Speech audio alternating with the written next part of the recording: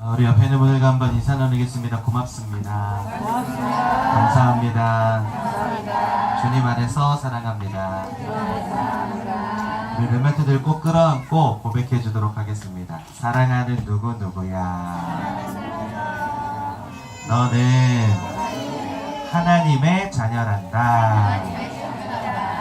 하나님께서 지금 너와 함께 하신단다. 사단을 이기신 참 왕 되신 그리스도, 죄와 저주를 끝내신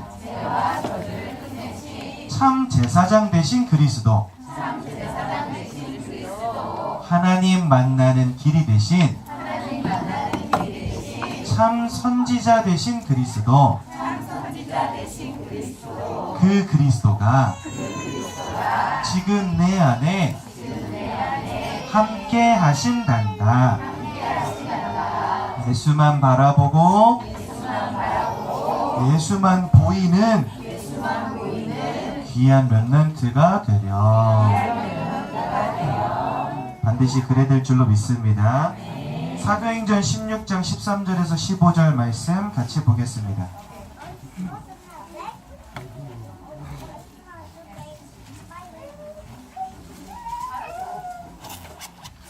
사도행전 16장 13절에서 15절까지 말씀입니다.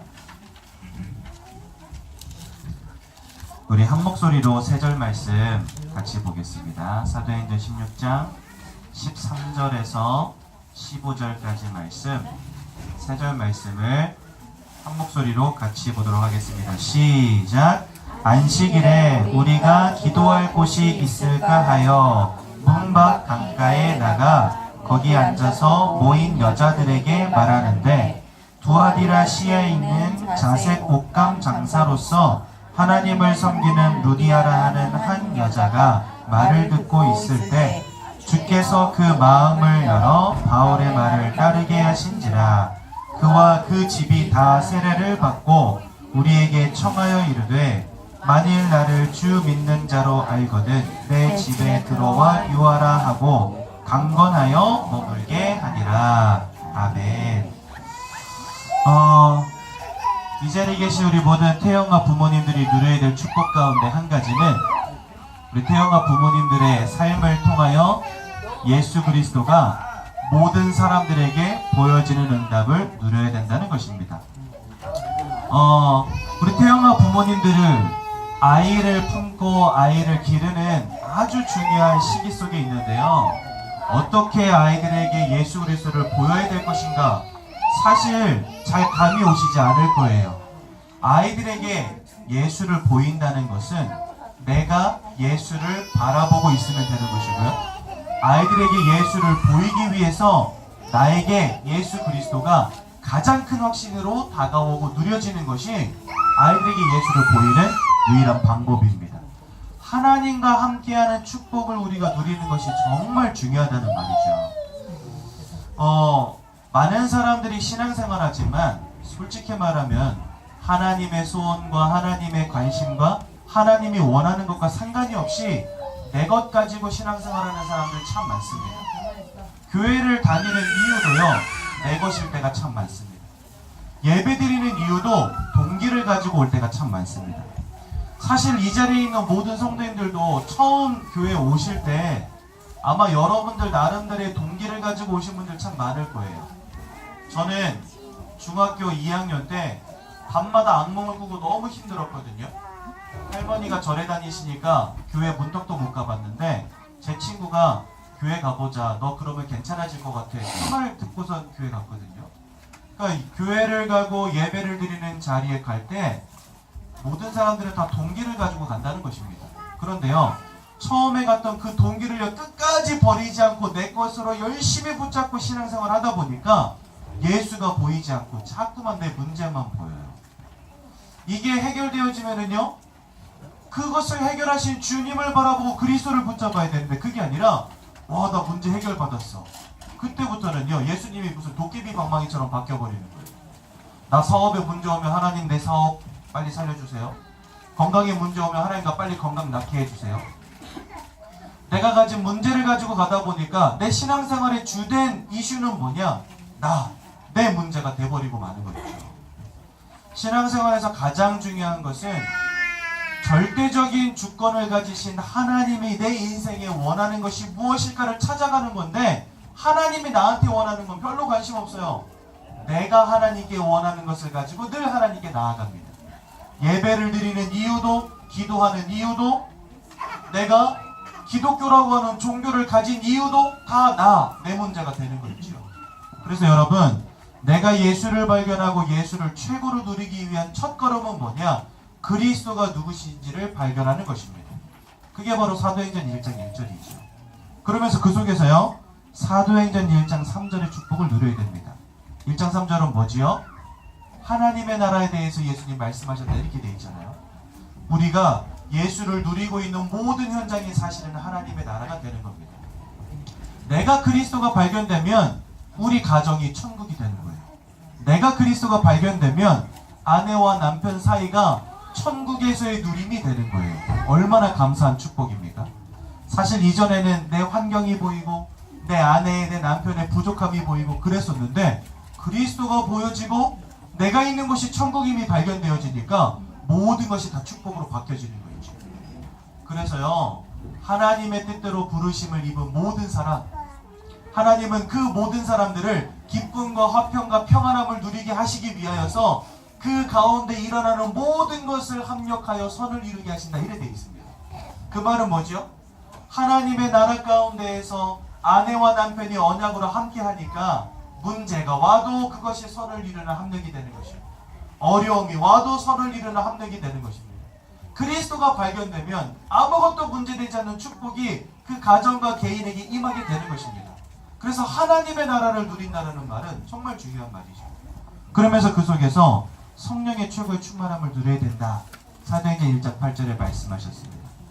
오직 성령이 임하실 때 너희에게 권능이 임하게 될 것이다 또한 말씀하십니다. 어떤 권능입니까? 우리는 예수의 이름으로 영적 싸움에서 승리할 권능을 얻는 것입니다. 우리는 예수의 이름으로 내 가정과 가문을 살리고 후대를 살리고 모든 사람을 살리는 축복 가운데로 들어가는 것입니다.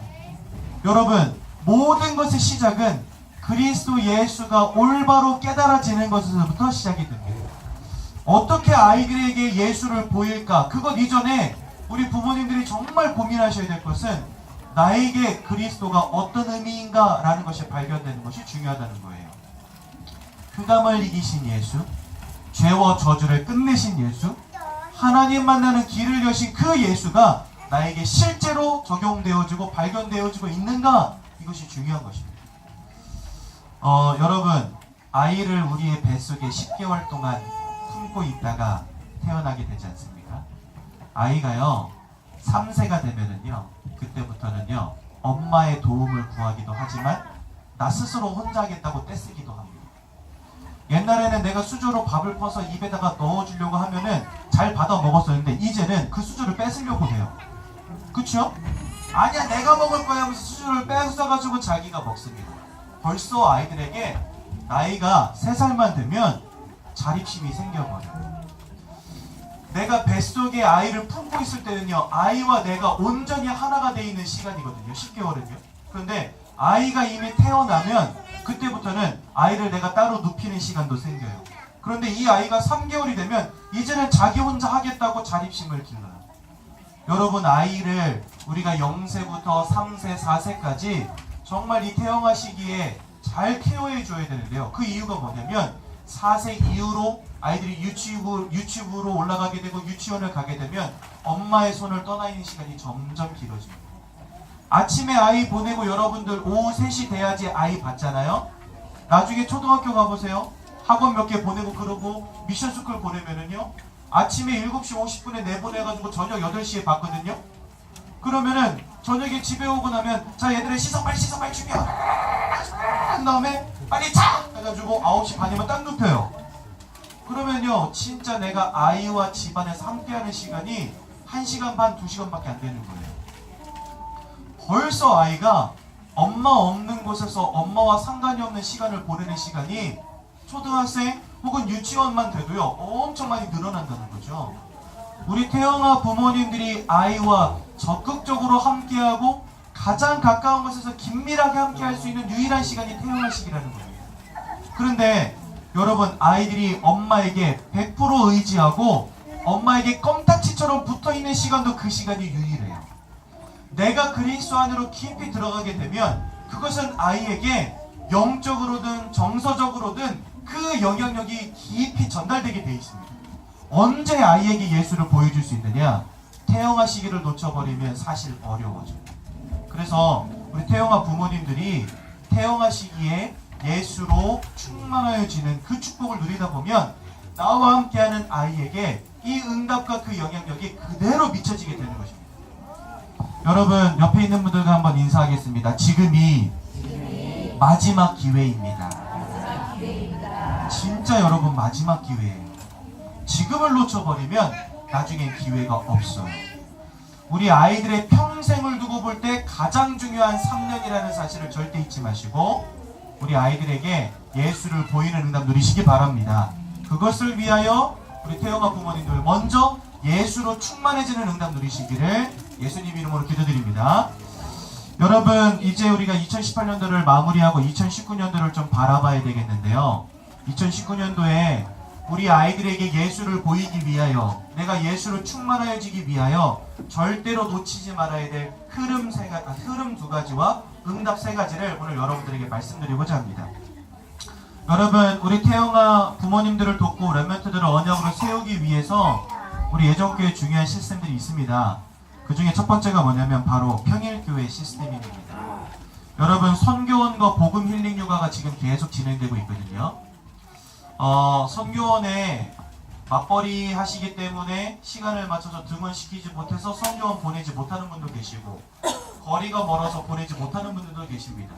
그래서 어쩔 수 없이 일반 어린이집 보내시는 분들이 계신데 이분들은 반드시 기도 시작하셔야 돼요. 2019년도 우리 자녀가 선교원에서 예배를 배우고 언약을 배우고 그리스도로 충만해지는 응답 속으로 들어가게 만들기 위해서라도 여러분들은요, 우리 자녀 선교원에 들어갈 수 있도록 진짜 기도하셔야 돼요. 거리가 멀어서 안 되시는 분은요, 진짜 기도하세요. 하나님 응답 달라고. 또 내가 시간이 안 맞아서 등원시키지 못하시는 분들도 정말 기도하십시오. 하나님, 나에게 응답 달라고. 그래서 여러분, 이 평일교회 응답 속으로 깊이 들어가시기 바라고요. 혹시 저는 우리 태영아 부모님들, 특히 어머님들은 아이가 4세 될 때까지는 직장생활 안 하시기를 원해요. 솔직히 말하면은요. 아까도 말씀드렸죠? 마지막 기회이기 때문에. 나중 가서 후회하면 그때는 늦어요. 그런데 내가 지금 버는 돈 안 벌어오면 나 생활 너무 힘들어질 것 같은데, 그런데 막상 또 안 벌어보면요, 그렇지도 않아요. 조금 힘들어지는 건 맞는데 오히려 나에게 경제 규모가 생기는 기회가 됩니다. 그리고 아이에게 평생의 응답과 축복을 전달해 줄 수 있는 너무나 중요한 시기이기 때문에 이거는요, 돈 몇 푼하고 바꿀 수 있는 축복이 아니에요. 그래서 우리 부모님들은 진짜 우리 자녀들을 태영아 시기에 내가 품고 또 선교원에 보내고 또 그 속에서 복음 힐링 육아 속으로 들어와서 언약으로 나를 자꾸만 세워나가는 응답을 누려야 되겠다라고 하는 결론 내리셔야 됩니다. 2019년도 우리 태영아 부모님들이 반드시 받아야 될 두 가지 평일교회 응답, 여러분 기도하시기 바랍니다. 또 가정교회 응답 누리셔야 됩니다. 여러분, 가정에서 예배드린다, 우리가 성령의 충만함을 누린다, 하나님 나라를 누린다, 이거보다 중요한 거 없습니다. 남편과 함께, 아내와 함께, 자녀와 함께 30초도 좋고 1분도 좋습니다. 주의 언약을 묵상하는 시간과 기도하는 시간, 찬양하는 시간을 절대 놓치지 마시기 바랍니다. 세 번째로 주일 우리 유일한 시스템 태영아 예배입니다. 어제 저희 태영아 교사 워크숍을 했거든요.